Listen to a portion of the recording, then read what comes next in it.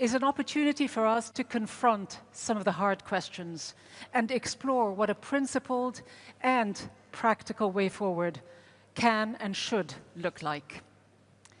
It is my pleasure now to introduce to the stage all of our distinguished panelists, their excellencies, José Manuel Albares, the Foreign Minister of the Kingdom of Spain, His Excellency Badr Abdelatty, Minister of Foreign Affairs of the Arab Republic of Egypt, Espen Barth Eide, Minister of Foreign Affairs of the Kingdom of Norway, and Dr. Manal Radwan, Minister Plenipotentiary at the Cabinet of the Minister of Foreign Affairs in the Kingdom of Saudi Arabia. And last but not least, our moderator, Dr. Comfort Arrow, CEO and President of the International Crisis Group.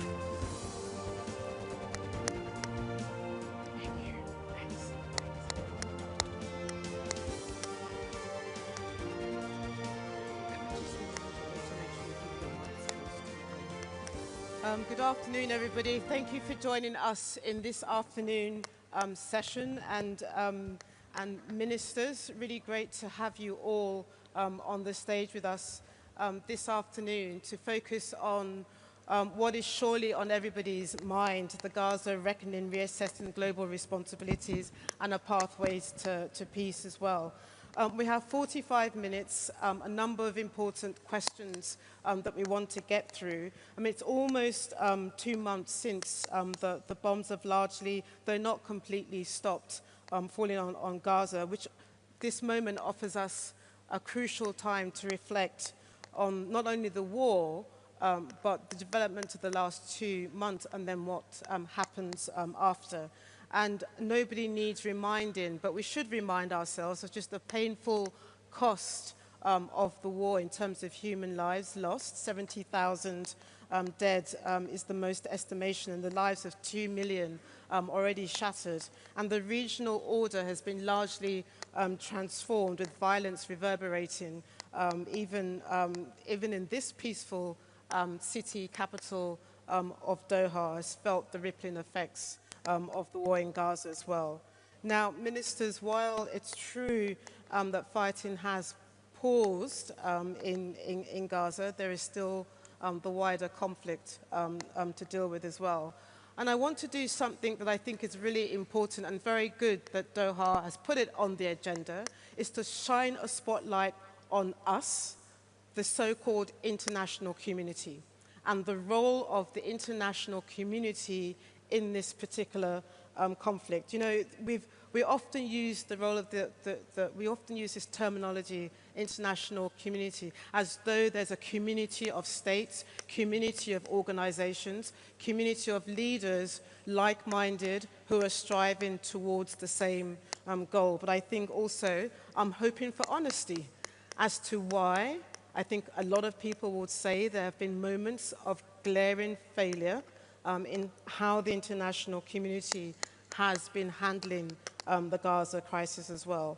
So I would like us, as far as possible, to really be able to zoom in on what, frankly, do we mean by the international community in a day and age of the horrors that we've been watching in Gaza. So I'm going to ask you all to start with one question I'd like to put to all of you, and then I'll zoom in specifically on each of you to answer a further question. So, as I said, Minister Albares, let me start with you, sir.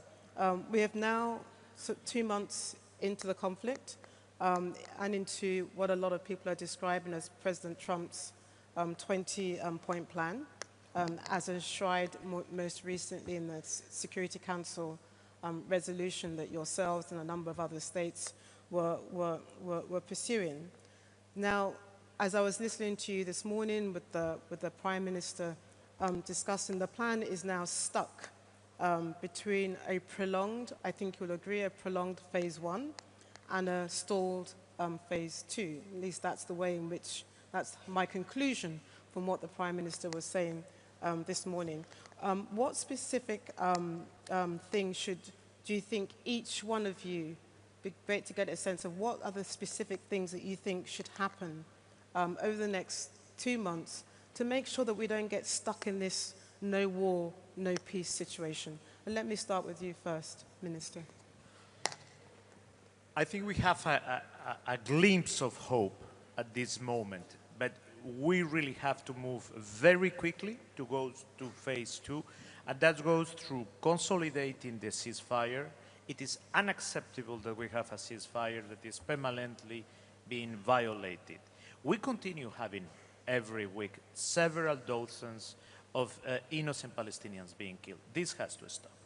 We need massive humanitarian assistance to be able to enter to the Gaza Strip. And we have to put UN agencies at the heart and at the center of the distribution that must be done with impartiality and independence. And we must make sure that the people of Gaza, as anyone else in the world, have normal and regular access to food. Secondly, we have to make sure that very quickly, in any transitional institution, body, entity, we have the Palestinian Authority at the center and at the heart. We cannot think about the future of the Middle East, the future of Gaza, not having the Palestinians at the heart of everything we do. And as the international community, we have to make sure, we have to help the UN and the Palestinian National Authority to be at the center. Same thing when it comes to reconstruction. And finally, we focus on Gaza because there is where the war is still going on. But let's not forget about the West Bank. We need also the violence of the settlers to stop and to make sure that we continue sufficiently funding the Palestinian Authority, because there is the real risk of financial collapse of the Palestinian Authority, and that would be a catastrophe for the Palestinian people and for the whole Middle East. Thank you for bringing that link between Gaza and the West Bank. Minister, can I just push a little bit further, because from watching from the outside in, it looks as though that the UN is playing a secondary role, that it doesn't have that traditional leading role that we normally expect from the United Nations, not the Security Council, but the UN itself, to play the role that you are suggesting that it can play. So how do you see the UN being brought in a more sort of legitimate way than it is currently playing? I think that the real risk that we have right now is duplicity. On once creating entities and bodies that would do what the UN has been doing for decades. Very specifically, UNRWA, that is an indispensable body for the future of millions of Palestinians everywhere. We have to uphold it. It's too secondary right now. We have to bring it at the center of the table.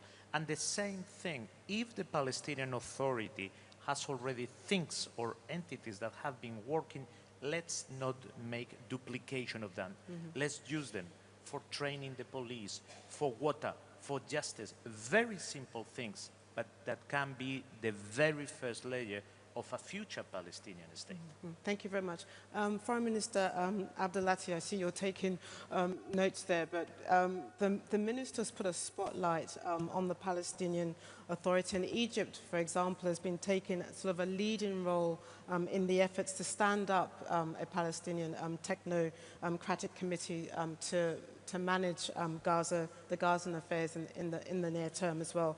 But there's still a lack of clarity about their role vis-a-vis and their relationship vis-a-vis the Board of Peace, and we're still waiting for the formal announcement of that Board of Peace as well. But how do you see the relationship between that Palestinian technocratic committee, especially when you listen to Minister Albares? How do you see the relationship between them and the Board of Peace?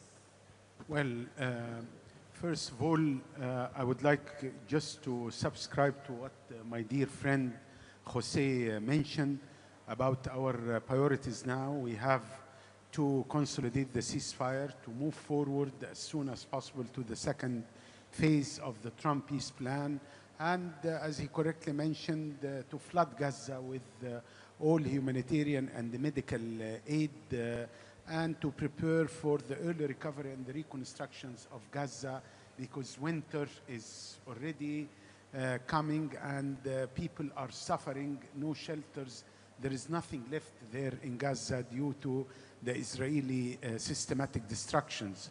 As for your question, according to Security Council Resolution 2803, there are 3 transitional bodies.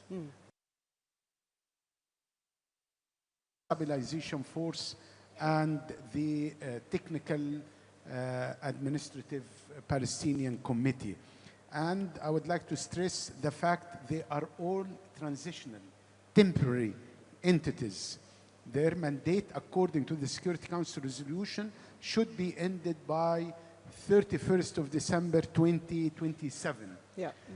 As for the Board of Peace, we are waiting now, for the formulation of the board and, of course, its mandate. And this is very, very important. And from our point of view, its main mandate should be the channeling and mobilizing more funds for the early recovery and the reconstructions of Gaza, and of course monitoring those funds, where to be spent and so on. As for the International Stabilization Force, we need to deploy this force as soon as possible on the ground, because one party, which is Israel, is every day violating the ceasefire and claiming that the other side is the one who is violating. So we need monitors. We need international forces to be deployed alongside what's so-called the yellow line, in order to verify and to monitor the upholding of the ceasefire. The mandate should be, from our point of view, of a peacekeeping rather than peace enforcing, you know, and this is very, very important issue.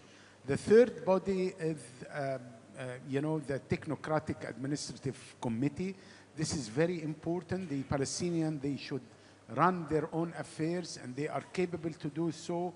And of course, this body should take care of the daily life of the people, the basic services, including law enforcement, including provided judicial, policing, healthcare, you name it. Everything related to the basic services of the people in Gaza should be run by this technocratic administrative committee, till the Palestinian Authority will be empowered and will be deployed in Gaza. We have to pinpoint the fact that Gaza and the West Bank are an integral part of the independent Palestinian state, and this is very important. Separation or disengagement is not an option at all. Secondly, Gaza, we cannot afford dividing Gaza. Gaza is one unified party, and we should keep it like that in connection with the West Bank, as I mentioned. And finally, we should operate all the crossings. Israel has 5 crossings with Gaza, and as occupying power, they should open all the crossings to allow the flow of humanitarian and the medical aid into Gaza. As for Rafah crossing, as you all know, it's working, it's open 24/7 from the Egyptian side.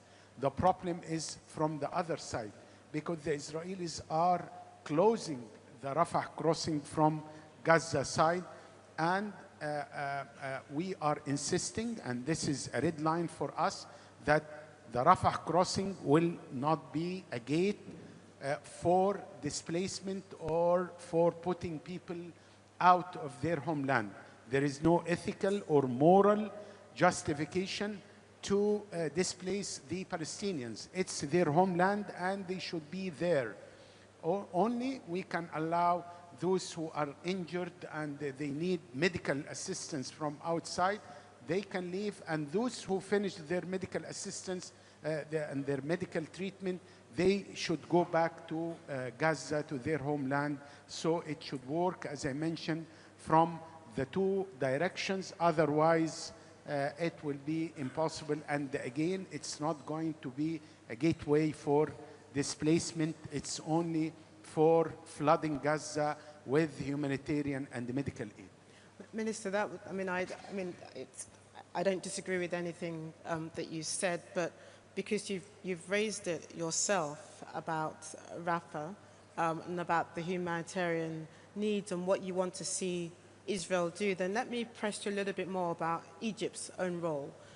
Because we've watched, over time, it's a historical fact that there's been a tendency for Israel to offload Gaza onto you, but in response, Egypt has wanted to make sure that Israel is seen as the accountable occupying force and then has to play that role in managing the situation in Gaza.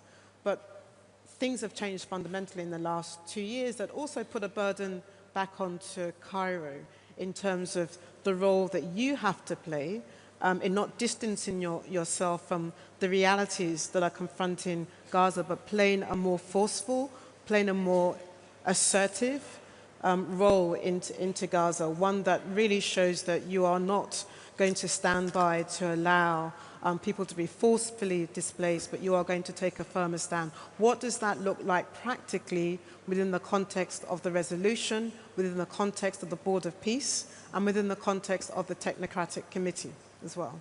Well, as you all know, according to the Trump peace plan, it has two important points: no annexation of the West Bank and no displacement.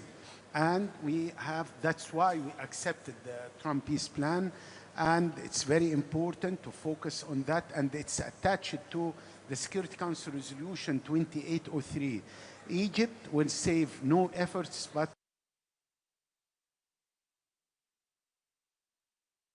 in their homeland and to help them, of course, to build their own state. There is no solution or sustainable security and stability for Israel or for the Middle East without the state. This is the only game in town. A part of that, all will be temporary solutions. And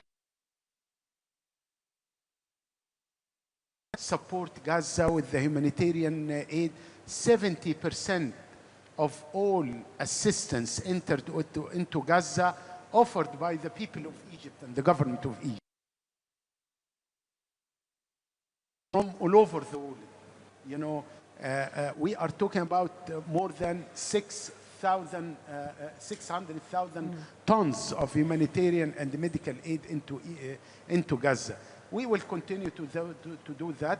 It's our responsibility, but again, Egypt is not going to govern Gaza, and no single country will govern Gaza, but only the Palestinians, they will govern themselves. Thank you very much, Minister. Minister Espen, can I go back to my very first opening question about what do we need, or what would the one thing that you would like to see to make sure that we don't get into a situation of no war, no peace, that we see a freezing scenario? How do we avoid that type of conundrum if we want to get out of the mess that we're seeing in Gaza, and where you're seeing the very dire state of lives facing Gazans? What do we need to see happen over the next coming weeks? Thank you, Comfort.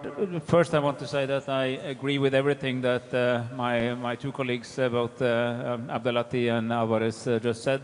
So I'm not going to say that again, just register that. But to your specific question, I think the number one answer is get the sequencing right and get these institutions into place. Because the 20-point plan, which we all supported because all of us were in Sharm el-Sheikh together and gave our imprimatur on this Trump plan, the plan says many of the right things, but it's not very clear what happens first and what happens next. Yes, there are phases, but that means that the different parties can always say, I will do my part, but only when he has done his part, and vice versa. That's a problem.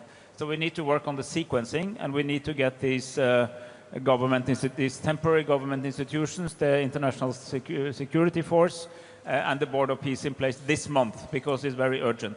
And you are so right, Comfort, because we are now in a very fragile ceasefire, and we can either go forward or backward. I don't think we can stay many more weeks in this situation.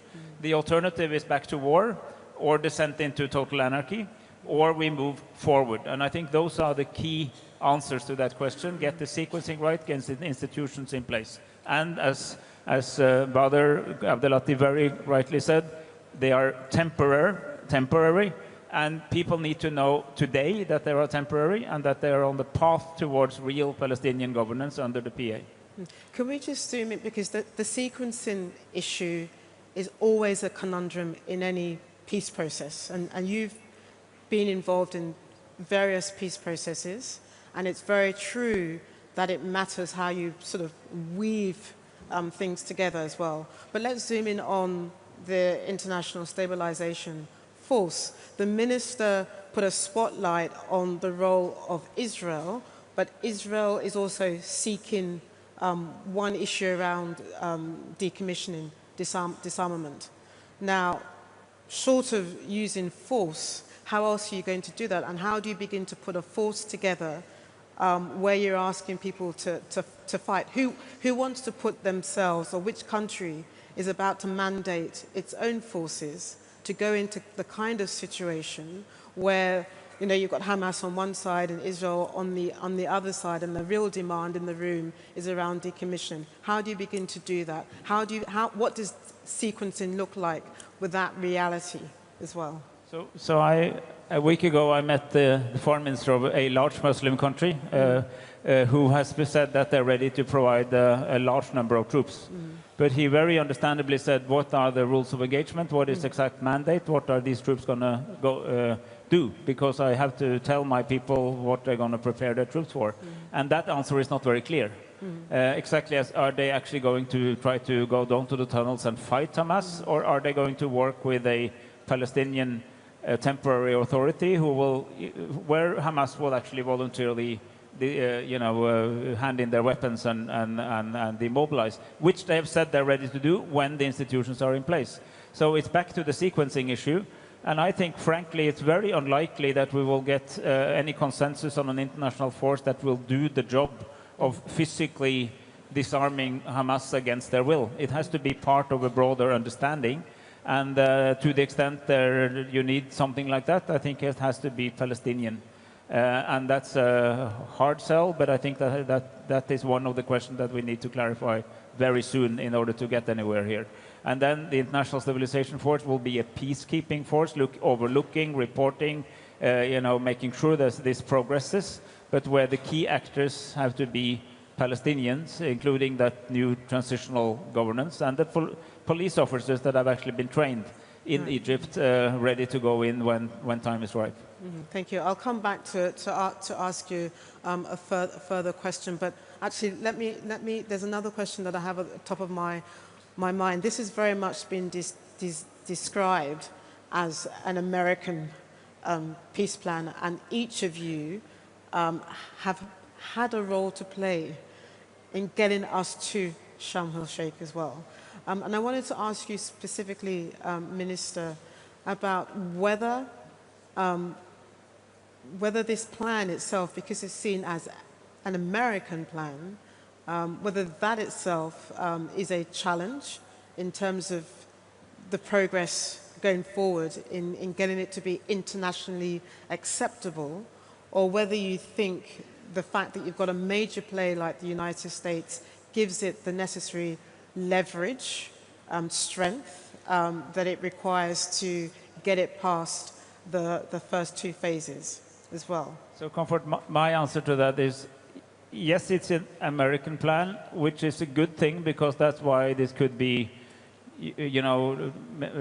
President Trump could speak with a strong voice to Netanyahu that he had to accept this plan. So it needed to be an American plan, but it picks up key elements of an Arab plan, which José Manuel and I have been supporting, but the main actors are our regional friends, and this has been very much what Spain and Norway and Slovenia and Ireland saw, that we needed to link up to a very promising initiative among a number of Arab and Muslim countries to come forward with this element of this plan. So when we all met in New York a month or two before the ceasefire, we spelled out some more elements of this plan, and this is not identical to the Trump plan, but there are elements in the Trump plan that you can recognize from that plan. Could it have been better? Yes, it could be more specific on timelines and sequence, but it's much better than any realistic alternative that has been on the table in a manner that could be implemented. So I think there have been many many contributors to getting us to where we are, but it was important that President Trump himself, in person, was convinced that there was something to build on from these, this idea that you can't just, you can't just stop the war in Gaza and believe the problem is solved. There is a deeper problem. This is one of many wars. At best, this particular war in Gaza is over. There have been many. But the deeper underlying conflict is the Israeli-Palestinian conflict, and that is, only beginning to be solved at best. And here is why we need to build this bridge from the immediate need of stopping this war and feeding people and getting the sort of key infrastructure in place in order to build a political solution which will take away the cause for new wars. I mean, thank you. That's a really nice way to segue to Minister Manal, because one of the roles that Saudi Arabia has been focused on is the notion of a two-state solutions, and the global alliance that you've been working with France and other countries of the global south to make sure that we don't lose sight of the original focus of the Arab Peace Initiative that your country has driven as well. Are the two compatible today? The Trump 20-point peace plan, the resolution that was signed by the Security Council, does that framework sit side by side very well with that global alliance for a two-state solution? Or do you think that it's now become a challenge? The reason I raise it is that there's a sense in which that original idea may have been watered down or become vaguer within the context of the 20-point peace plan. Well, thank you, Comfort. And, I want to first start by thanking the State of Qatar and commending them for this very important forum, which is a demonstration and a testimony to Qatar's role in bringing stability and security not only to our part of the world, but the whole world at large. And thank you also for International Crisis Group for the great work that you've been doing.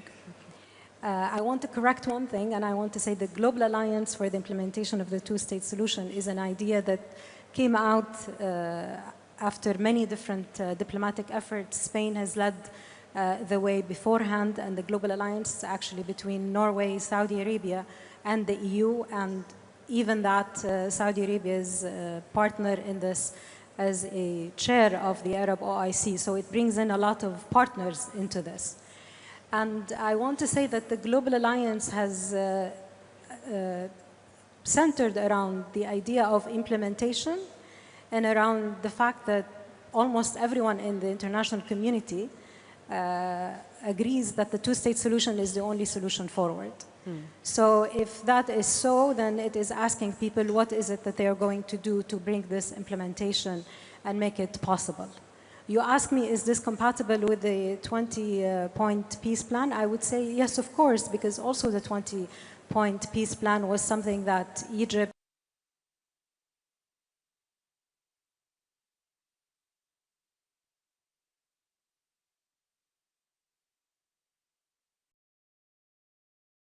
to Jordan, Saudi Arabia, Turkey, Indonesia, Pakistan, and Jordan and others have also played a very important role in shaping with the United States.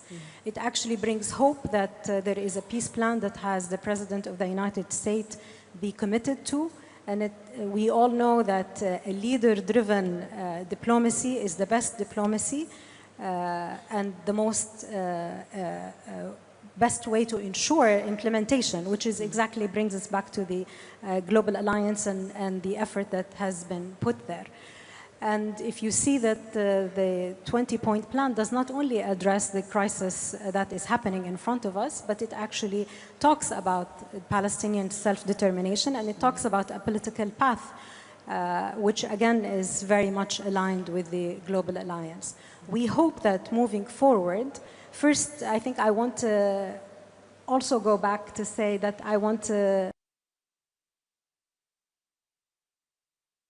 say that the most crucial thing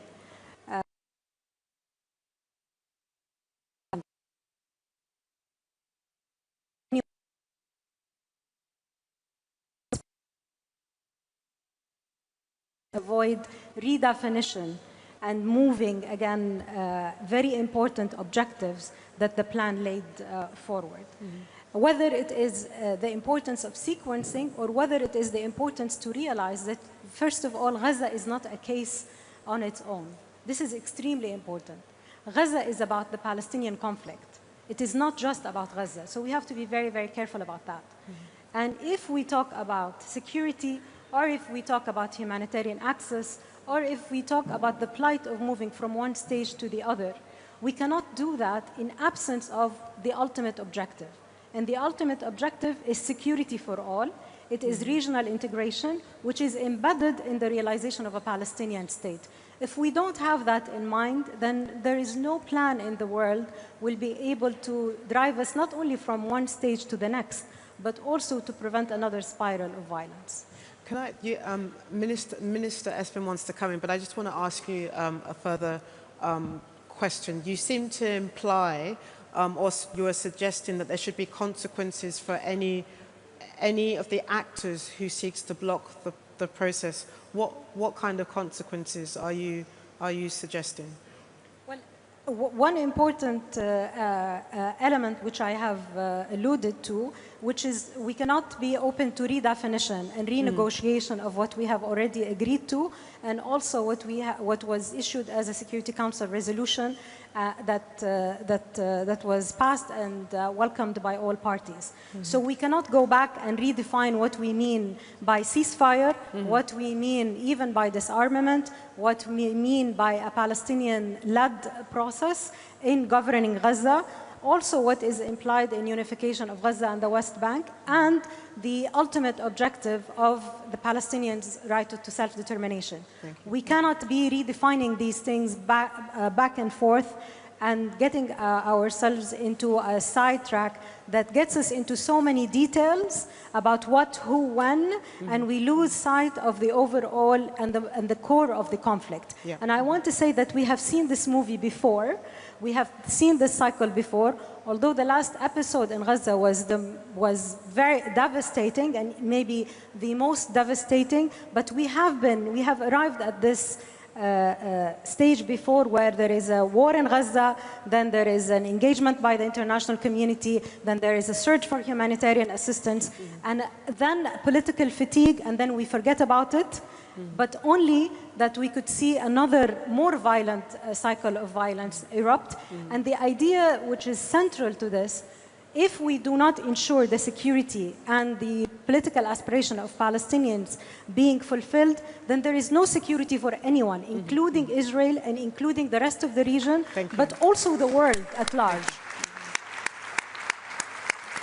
Espen, I know you want to come in on that, and a question that I want from all four of you as well is to be very specific about what do we mean about linking Gaza and the West Bank together in practical terms, what that means within the context of this current plan. Espen, please. No, I just want to say that what Dr. Manal Radwan just said is just so incredibly important. It's a 20-point plan. All the points matter.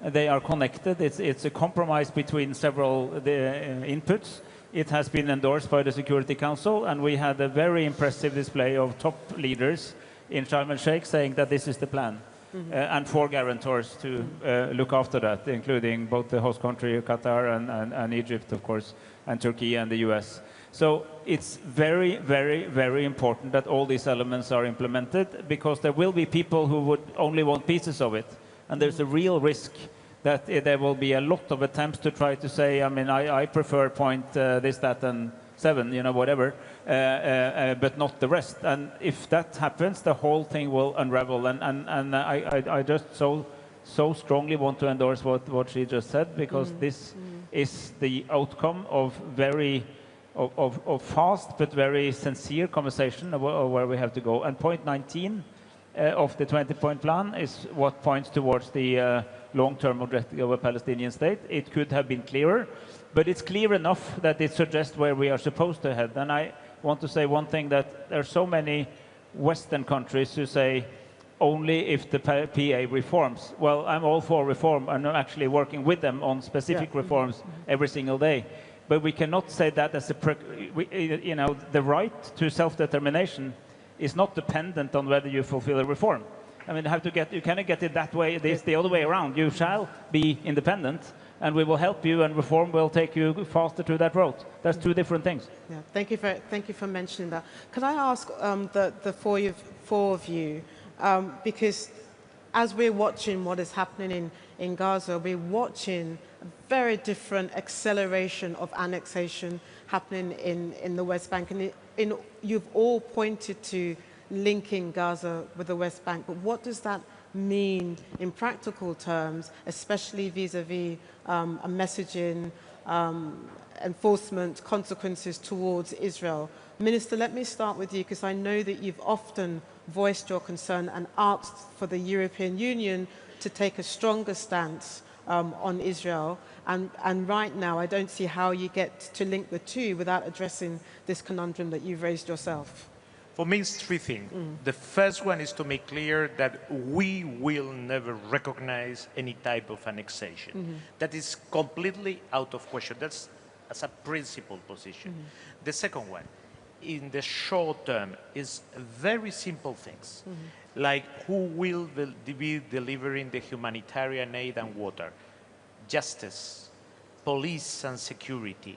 All those things must be from channeling to training, to taking care of that under one single Palestinian Authority. Once again, let's not duplicate. That's the first way of bringing both of them together. And you heard what Minister Espen said about this notion that you want a reformed PA, that idea that the European member states often push. You will take that message back to your other colleagues. And I think that one thing is wrong. We are asking the Palestinian Authority to deliver as if we were talking about a European state. When we see that they are being all the time undermined, we see how the taxes that they should be getting are being withheld by Israel. So if we give them the means to be able to deliver, then we can hold them accountable. But first, I agree totally with Espen, let them deliver. And at the end, for me, bringing both together is very simple. Is Gaza and the West Bank connected by a corridor with an exit to the sea and its capital in Jerusalem, in East Jerusalem, under one single authority. We start with very simple things: water, justice, police, security, and then the final horizon is very clear. Thank you very much. Minister, please, over to you.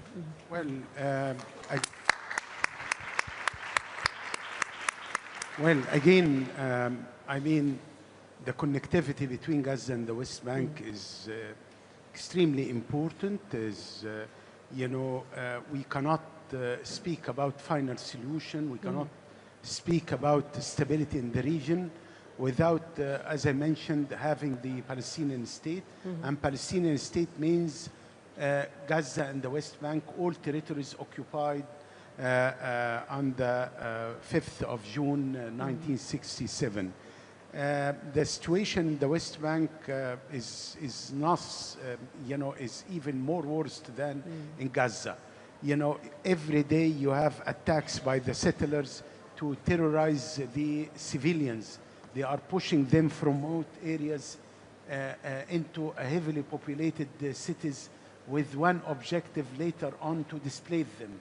And this is the same what they are trying to do in Gaza. So settlers' violence, also the confiscation of lands, settlement activities, this settlement, I mean, plan to which will divide the north of West Bank from the south, it will make the realization of the Palestinian state on the ground impossible.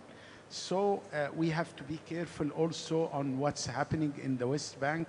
And again, as Espen mentioned, we have to deal with the Trump peace plan as an integral part, as one unit. It's been stipulated that withdrawal of Israeli forces from Gaza should be implemented within the second phase of the Trump peace plan. And this is very, very important. And without that, I mean, we cannot talk about stability in the region. Also, political horizon in the Trump peace plan, this is very, very important. It's not all about security measures, about the ceasefire, about humanitarian and medical aid. It's more than that. without creating hope for the people in Gaza and the West Bank, and without having a political horizon which will lead to the realization of the Palestinian state, I don't think that we will have stability. And one final issue with regard to the connectivity between Gaza and the West Bank is the Palestinian Authority. And this is very important. We have to empower the Palestinian Authority to be deployed in Gaza in order to ensure the unity and the integration between Gaza and the West Bank. Thank you very much. We've got just over 2 minutes left, and I want to end with Manal and then with Minister Espen as well. How do you avoid a situation, Manal, proposed peace, but one that reflects truly what Palestinians want? How does Saudi see its role in making sure that the peace that comes in is not one that is imposed from the outside, but it lives up to the expectations that you set? Well, first of all, it needs to be Palestinian-led. The Palestinians need to be front and center. And that is very obvious from all the diplomatic efforts that we are trying to do, and the voice of the Palestinians that we want to carry over everywhere, including with the United States. But let me say one thing about reform, because I think your question is extremely important. Look, the Palestinians have been reforming for the past 30 years. And we have President Mahmoud Abbas had put a robust reform plan that he committed himself to, because this is good for the Palestinians. Saudi Arabia, of course, is committed, and we work on a daily basis with the PA to help in its reform plan. But what we need is actually to really get into a sustainable peace and security, and to end this conflict, and to implement President Trump's 20 peace plan, and to implement the Security Council resolution, is a reformed Israeli government. We have an Israeli government that opposes the two-state solution. We have an Israeli government that has officials continuously entice against Palestinians, against Arabs, against Muslims. We don't see that we have a partner for peace, not even a partner for a sustainable ceasefire. So that is the actual and the important reform that we are hoping to see. I'm going to cut it off there, Espen. I was going to bring you in because the way in which you ended, I think, is already an important point, that you need a partner for peace on the other side, and that is part of the next sort of critical conundrum that we need to address when we think about all the lessons from all the way that all four of you have worked effectively as partners to get us to September, and now to get to the next going months. Espen, you're going to force me to give you the final word. Please go ahead. I'm not going to stop you. But for exactly the reason that Manal mentioned, we have to take away the de facto veto that Israel has endured for decades. Right. They have a voice, but they cannot be the sole decider of what happens to a territory that they illegally occupy. A perfect way to end our session. Thank you so much, all four of you. Thank you.